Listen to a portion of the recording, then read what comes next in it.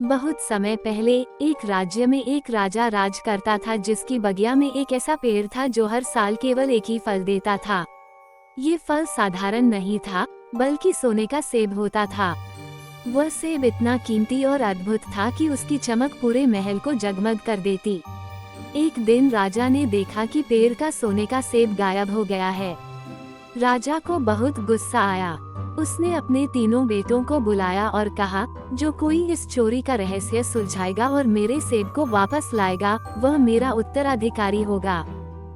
पहली रात बड़े राजकुमार ने पहरा दिया। वह अपने साथ तलवार और एक मशाल लेकर आया।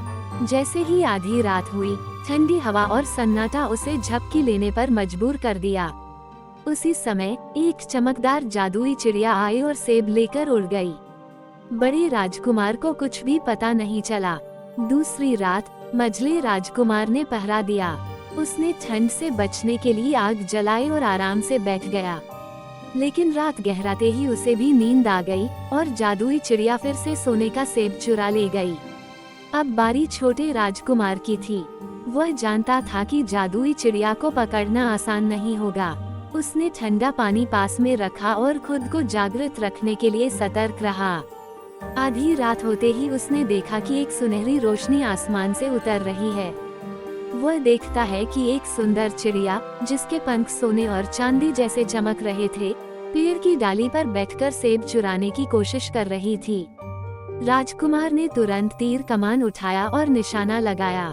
चिड़िया घायल हो गई और उसका एक सुनहरा पंख गिरकर जमीन पर आ गया। चिड़िया तेजी से उड़ गई, लेकिन राजकुमार ने उसके पंख को उठा लिया। अगले दिन राजकुमार ने पंख राजा को दिखाया। राजा इस अद्भुत पंख को देखकर बहुत प्रभावित हुआ और अपने बेटे को चिड़िया को पकड़ने का आदेश दिया। छोटे राजकुमार ने अकेले चिड़िया की तलाश में यात्रा शुरू की। वो कई दिनों तक जंगलों, पहाड़ों और रेगिस्तानों से गुजरा। एक दिन उसे रास्ते में एक बूढ़ा साधु मिला। साधु ने कहा, बेटा, तुमने जादुई चिड़िया को घायल किया है। वह अब सोने के महल में छिपी हुई है, लेकिन ध्यान रखना, वो महल जादुई है और उसके अंदर कई तरह के खतरे हैं। साधु ने राजकुमार को एक जादुई अंगूठी दी और कहा, यह अंगूठी तुम्हें महल के रास्ते में आने वाले जादुई दरवाजों को पार करने में मदद करेगी। राजकुमार सोने के महल तक पहुंचा। महल 4 विशाल दरवाजों से घिरा था। पहले दरवाजे के पास उसने एक दानव को देखा, जो पहरेदारी कर रहा था। राजकुमार ने जादुई अंगूठी से दानव को शांत किया और दरवाजा पार कर गया। दूसरे दरवाजे के पास एक गहरी खाई थी, जिसे पार करना असंभव था। जादुई अंगूठी ने खाई पर एक पुल बना दिया और राजकुमार आगे बढ़ गया। तीसरे दरवाजे पर आग का एक बड़ा गोला रास्ता रोक रहा था, लेकिन अंगूठी ने आग को बुझा दिया। आखिरकार राजकुमार ने महल के अंदर जादुई चिड़िया को पाया। वह एक सोने के पिंजरे में बैठी थी। चिड़िया ने कहा, हे राजकुमार, मैं जानती हूँ कि तुम मुझे पकड़ने आए हो। मैंने तुम्हारे राज्य का सेब चुराया क्योंकि मुझे अपने जादू को जीवित रखने के लिए उसकी जरूरत थी। लेकिन अगर तुम मुझे माफ कर दो, तो मैं तुम्हारे राज्य की समृद्धि और सुरक्षा का वचन देती हूँ। राजकुमार ने चिड़िया की बात मान ली और उसे अपने राज्य में ले आया। जादुई चिड़िया ने राजा से माफी मांगी और कहा कि वह हर साल पेड़ पर सोने का सेब उगने देगी। साथ ही उसने पूरे राज्य को सुख समृद्धि का आशीर्वाद दिया। राजा ने छोटे राजकुमार को अपना उत्तराधिकारी घोषित कर दिया। जादुई चिड़िया राज्य में खुशी और शांति का प्रतीक बन गई। पूरा राज्य हंसी खुशी से भर गया। राज्य में जादुई चिड़िया के आशीर्वाद से सब कुछ अच्छा चल रहा था। हर साल सोने का सेब बगीचे में उगता और राज्य की समृद्धि दिन ब दिन बढ़ती जा रही थी। छोटे राजकुमार ने राजा बनने के बाद न्याय और दया से राज्य चलाना शुरू किया। लेकिन इस खुशहाली को देखकर पड़ोसी राज्य के राजा ईर्ष्या करने लगे। पड़ोसी राज्य का राजा, जिसे काला राजा कहा जाता था, सोने के सेब और जादुई चिड़िया की शक्ति के बारे में जान गया।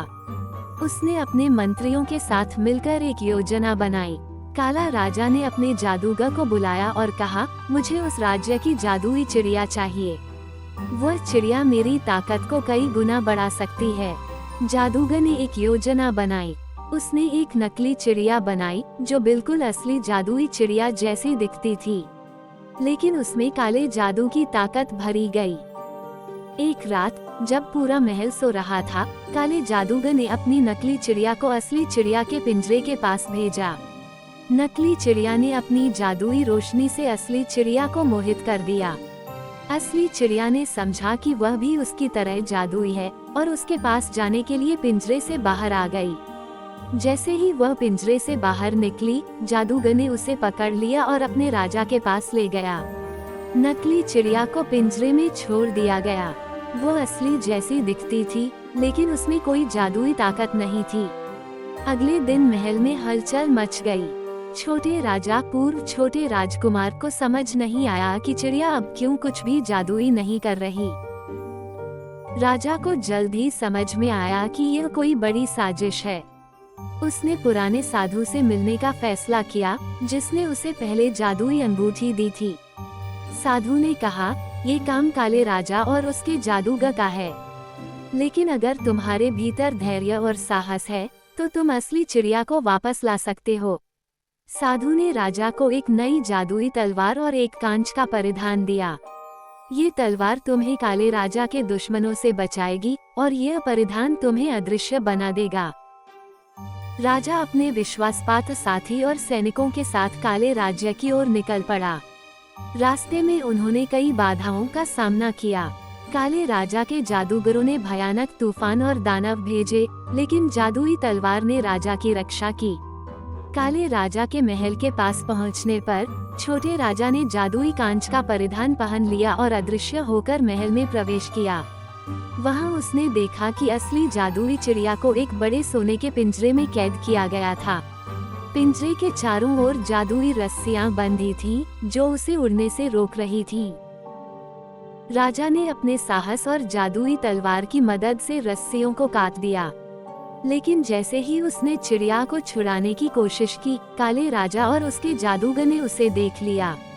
काले राजा ने कहा, तुमने मेरे महल में घुसने की हिम्मत कैसे की? तुम्हें इसकी सजा मिलेगी। जादूगर ने अपनी शक्तियों से एक विशाल आग का गोला बनाया और राजा की ओर फेंका, लेकिन जादुई तलवार ने आग को काट दिया। तभी जादुई चिड़िया ने कहा, हे छोटे राजा, मुझे मेरी पूरी शक्ति वापस चाहिए। पिंजरे के पास रखे उस काले पत्थर को नष्ट कर दो। राजा ने तलवार से काले पत्थर को तोड़ दिया। पत्थर के टूटते ही चिड़िया को उसकी सारी जादुई शक्तियाँ वापस मिल गईं। उसने अपनी रोशनी से पूरे महल को ढक लिया।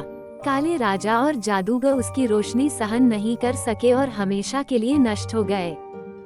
छोटे राजा ने जादुई चिड़िया को लेकर अपने राज्य वापसी की।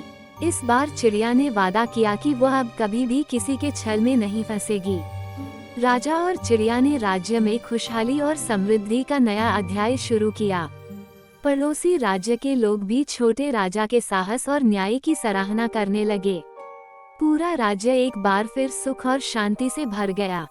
सच्चा साहस और ईमानदारी किसी भी बुराई को हरा सकते हैं। बुराई कितनी भी शक्तिशाली क्यों न हो, अच्छाई और न्याय हमेशा जीतते हैं।